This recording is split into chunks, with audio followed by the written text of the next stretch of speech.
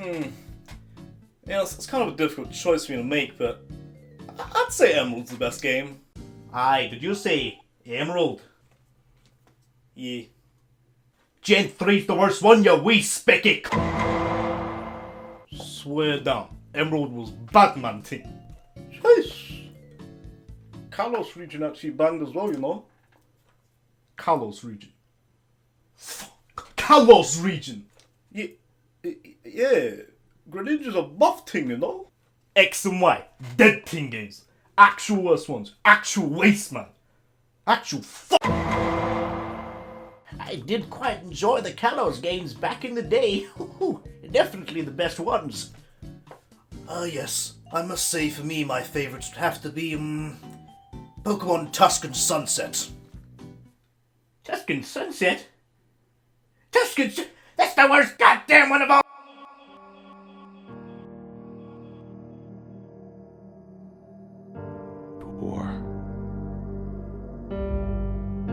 War never changes.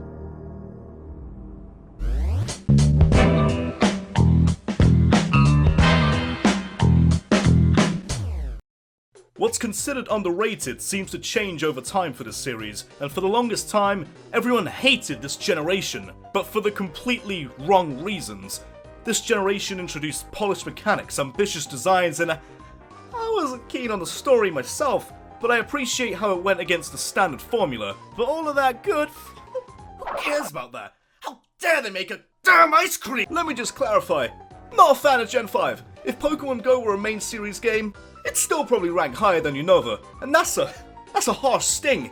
For the first time, I actually prefer the real world than a Pokemon world. Alright, maybe not. It's still an easy target, but not that easy of a target. There's still a lot I can give it credit for. The idea of going for a more legitimate sequel instead of the standard fuse the games together and add a Battle Frontier Tower Arena Super Slam extravaganza. It's a good idea. About time, really. The Pokemon Unova had to offer, it's a bit of hit and miss. Like in a Joe Weller or a CM Punk kind of way. But a region containing only new Pokemon, people hated that. Tell me why. When I play through a new game, all I want to use is the new Pokemon. Going through Alola to be greeted by a Magnemite, that's not gonna hype me up, that's not gonna help me assemble the Alolan Avengers I'm gonna take over the region with. Alright, neither did this trio of jabronis either, but at least they're new. Having mainly Kanto Pokemon felt like a bit of a cop-out for not introducing enough Pokemon to spread across the region, excluding starters, Ultra Beasts, Legendaries, and other version exclusives. There's probably around 40 plus to get. Unova at least had the balls to gamble and be ambitious in order to fill their region with a fully fresh Pokedex. Many don't seem to realise the improvements it made as well. Oh, gone were the days of forcing your Infernape to digest a CD whole to learn U-turn because TMs were now reusable. And let's not forget, Sinnoh may have been where Wi-Fi battling took off, but Unova was a pretty good leap in competitive battling in its own right. It was that nice added bit of polish.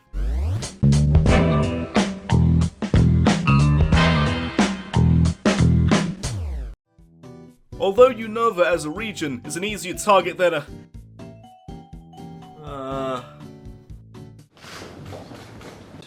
Getting a good picture, everybody, so we look nice and handsome and thin. Beautiful. Perfect.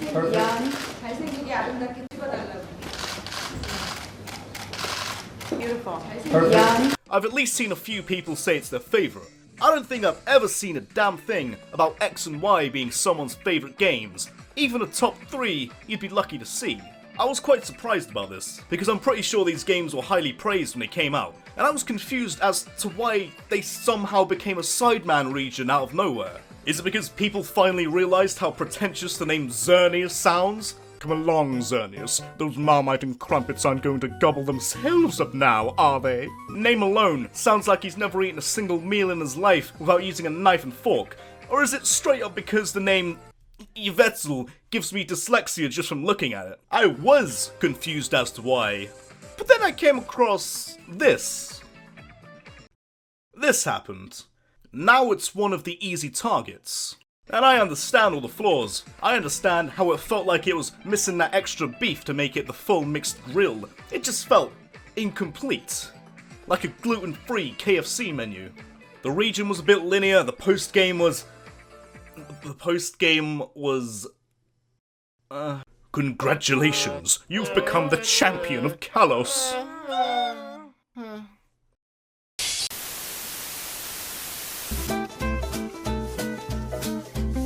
And many complain that the storyline was bland.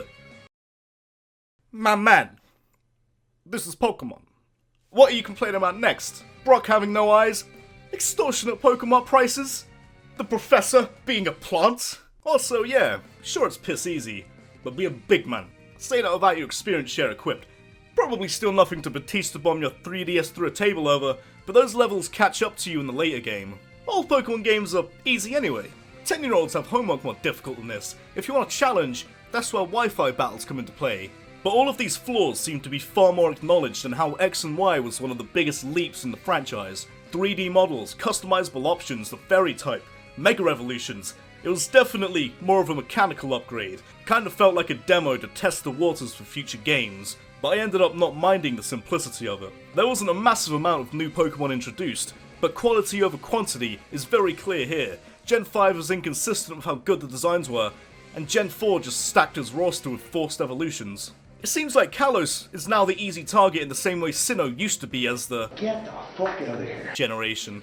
Wait till Generation 8 or 9 exists, and chances are people will look back and appreciate Kalos more fondly.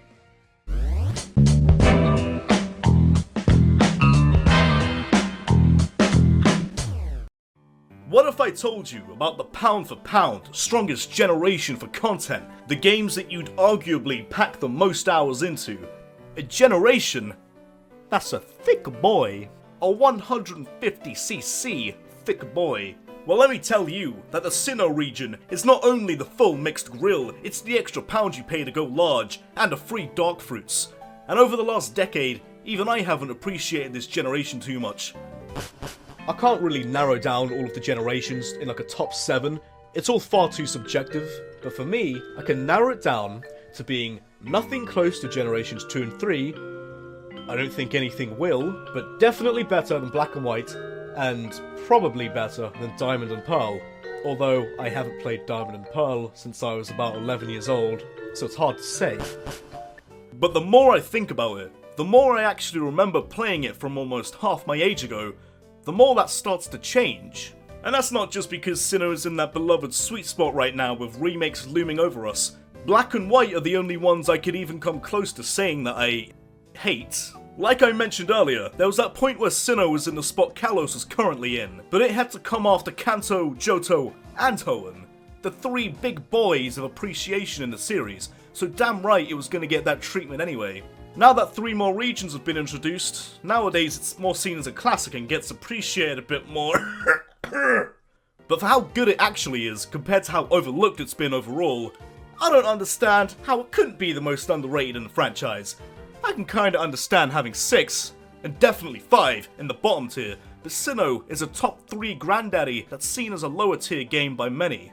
The Pokédex is stacked, the region is stacked, Sinnoh is just a stacked slice of mixed terrain, and that's not even mentioning how much Wi-Fi introduced. And for every over-designed new evolution you find easy to hate, I can almost guarantee you'll find a solid new design you'll find easy to like.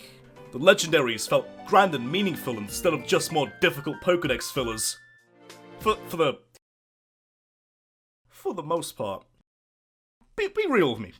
Any of us care about goddamn Theon? Theon isn't selling any action replays to hack the game to get anytime soon. Everything comes together and gives Sinnoh this massive lore behind it. A demon being banished to a distortion world for its violence. A mythical nightmare being who roams the night and mentally disturbs your children in their sleep. The 3 late guardians, a god of time, space, and just God himself. It definitely distinguishes Sinnoh and gives it that extra bit of importance. Generation 4 was an interesting series to have played at the time, and to look back on. It felt refreshing, yet familiar at the same time, like a good blend of new and classic.